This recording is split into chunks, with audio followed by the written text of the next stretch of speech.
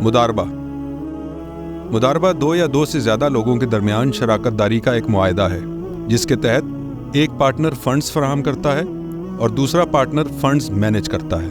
جو partner funds مہیا کرتا ہے وہ رب المال کہلاتا ہے اور جو پارٹنر فنڈز مینیج کرتا ہے اسے مدارب کہا جاتا ہے۔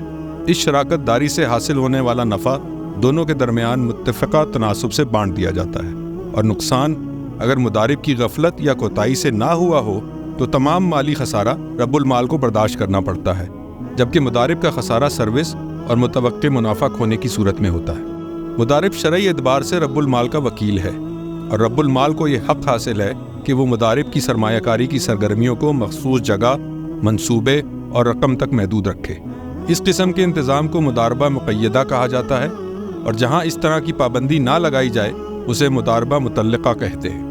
مداربہ ان لوگوں کے لیے مفید ہے جن کے پاس سرمایہ ہے لیکن وہ بزنس کرنے کی مہارت نہیں رکھتے یا ان کے پاس بزنس کرنے کا وقت نہیں، جیسا کہ اساتذہ، ڈاکٹر، انجینئر وغیرہ۔ ان افراد کو کسی ایسے پارٹنر کی ضرورت ہوتی ہے جو سرمایہ کاری کرنے کی مہارت رکھتا ہو، جیسا کہ اسلامی بینک۔ سرمایہ کاری اکاؤنٹس جن میں کسٹمرز کو نفع دیا جاتا ہے، ان اکاؤنٹس میں اسلامک بینک اپنے کسٹمرز کے ساتھ مداربہ کا معاہدہ کرتے ہیں۔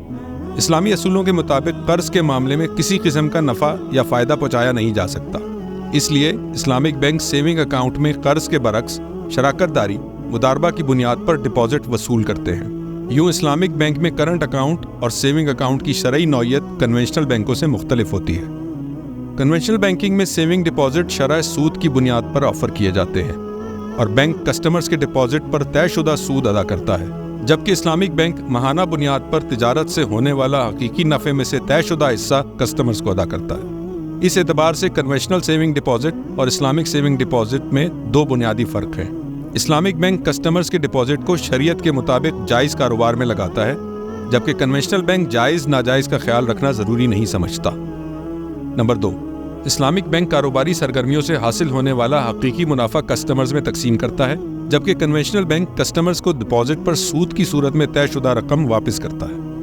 باعث اطمینان بات یہ ہے کہ سیونگ اکاؤنٹ سمیت اسلامک بینکنگ کی تمام پروڈکٹس اور سروسز مستند مفتیان کرام پر مشتمل شریعہ بورڈ کی منظوری کے بعد آفر کیے جاتے ہیں، یعنی آپ مطمئن رہیں کہ اسلامک بینکنگ کے معاملات اسلامی اصولوں کے عین مطابق ہیں۔